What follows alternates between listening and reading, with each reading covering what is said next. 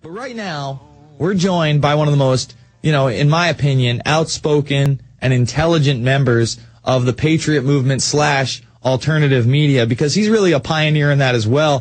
His YouTube videos going viral all over the place. One of the few people that actually does what he says and calls into places like Hannity and Savage and Limbaugh, gets on the air and turns those into viral videos as well. Mark, thanks for joining us. Hey, no problem. All right, so why don't you tell people about this new project? It's available over at Infowars.com. We discussed it on my show a couple of weeks ago. It's Illuminati, Fact versus Fiction. And how big is this book? I think it's like 400 pages or so? The book's just over 400 pages, and I decided to focus more on the Illuminati. The Resistance Manifesto kind of looks at all of the New World Order, the institutions, the secret societies, their philosophies, how it fits in with Bible prophecy. So the Illuminati Facts and Fiction is more of a secular viewpoint, looking more specifically at the Illuminati, evidence of the existence and continued existence of the Illuminati, their institutions, their activities, individuals that claim to be members. If anybody's been into this for more than just a few months, you know that there's very popular videos out there by William Schneblin claiming to be a former member of the Illuminati. You probably heard the audio of this man named John Todd claiming to be a former Illuminati member back in the 70s. You've heard the allegations of the Illuminati being interdimensional beings working with aliens underneath in the underground tunnels. And so I decided to really take a look at all of the claims, all of the people, the evidence, the sources for it. What is the fact? What is a possible exaggeration? What is speculation? What is a lie? And the book also covers a lot of the fictional representations of the Illuminati in novels, television shows, books, the Da Vinci Code, the Angels and Demons, which we can get into later, which is being released as a film next Friday, May 15th, which is going to bring the Illuminati sort of from the underground fringe, if you will, into the mainstream consciousness, but in a very tainted and false way. Mm-hmm. And, that's such a good point, because a lot of people out there, they'll call me, what do you think about this, Jason? What do you think about this? Or they'll promote a theory that they just read on, the above top secret website at 3 a.m. and hadn't looked into anything, just, went through this little message board, and you're covering this up, you're covering that up, or you're lying about this. This really is trying to get to the heart of the matter on what we need to focus on and how we can show people that this does really exist. And in fact, you just republished another book, Proofs of a Conspiracy, that goes through a lot of this hardcore evidence. Yes. For those who don't know, Proofs of a Conspiracy was published back in 1798 in English by a man named John Robeson. And it floats in and out of print, and so I republished it, and it's available on Infowars.com, and it has the original writings of Adam Weishaupt, of the other members of the original Illuminati. And so we look at a lot of modern researchers, very credible people today, Jim Marrs, Tex Marrs, and others that talk about the Illuminati. But I am under the belief that in order to fully understand something, you need to go back to the beginning. If you want to understand cars, you need to first find out how engines work on a very basic level, or computers. You need to see the history of it, how it evolved, how the fundamentals started, and then you can have a better working idea of what's happening today, how the complex systems are functioning. So I took the liberty of republishing John Robeson's fantastic book, which is very, very interesting when you read the words of Adam Weishaupt and the letters from Adam Weishaupt and other original Illuminati members were published back in the late 1700s after they were discovered, after their members were arrested. And if you read those writings, it's very interesting to see what their goals were back then. And then you look at these modern organizations, the Bohemian Club, Skull and Bones, the Bilderberg Group, and it's exactly to a T what the original group had planned. Taking over the media, secretly creating a backroom network to take over positions of power, back in the 1700s, the only media really was print shops, and the mass printing was just getting started. There was obviously no radio or television, but they knew back then to take over the printing houses.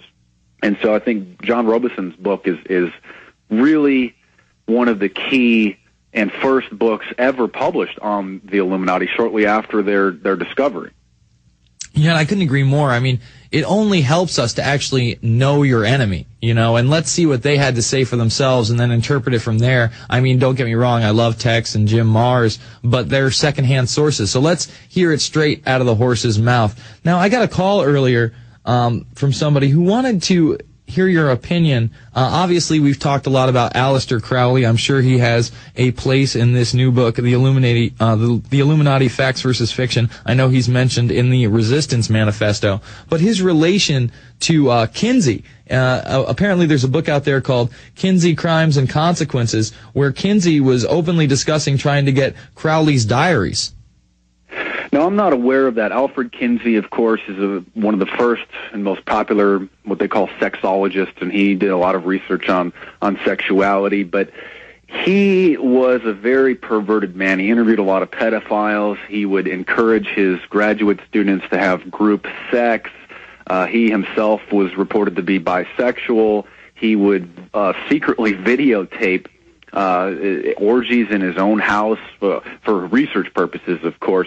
So he claimed, and he is sort of the foundation for understanding modern sexuality, which is strange because he had such a perverted view of it. So it doesn't surprise me that he was interested in Aleister Crowley. Crowley himself, a very, very strange and perverted individual, very sexually immoral. And again, I don't mean to place a judgment on this man, but he had sexual diseases. He had sex with prostitutes. He was a drug addict, and so if you're going to look at Aleister Crowley as this New Age guru, I think that he is an utter failure in that stance, because the Enlightenment teachings is supposed to make you a better person, make you understand your place in this universe and as a human, and connect you with your other humans and with the source of your creator and these divine rules and what we're supposed to do. And Crowley was just an utter failure, and I can even read some of the quotes from Crowley himself, where he says to worship people with fire and blood. Here's a quote from the Book of the Law, which one of his books that he claims was dictated to him by a demon that had possessed his wife. And, where you look at the teachings of Jesus or Muhammad or Buddha, and they're going to be, treat your neighbor like yourself, don't steal, be a good person. And here's a teaching from Aleister Crowley, page 41 of the Book of the Law. Damn them who pity, kill and torture, spare them not. The best blood is the blood of the moon, and then the fresh blood of a child, and last that of the beast. Worship me with fire and blood and swords and spears. He's just an utter evil person that taught completely contradictory philosophies to the code of morality that humanity should live by. No, I couldn't agree more, and it just disgusts me whenever I, turn on the BBC or the Discovery Channel, and all of a sudden I'm hearing, Crowley's praises, and he's so misunderstood, and his study of Lucifer was really the study of technology, and he's a great man, and he was a real Renaissance man, and we should all follow him. It's more than perverse. Now, your new book is entitled The Illuminati Facts and Fiction. And the thing is that the Illuminati is about to take center stage in the mainstream consciousness with this new film, Angels and Demons, based on the prequel till the Da Vinci Code by Dan Brown. And we discussed that a little bit on my show. But why don't you go over it for the Alex Jones listeners? Yeah, the movie breaks next week, starring Tom Hanks. And it's not just an ordinary film about the Illuminati. It's based on Dan Brown's novel, The Angels and Demons, who is the author of the very popular Da Vinci Code, which has sold over 60 million copies as of several years ago.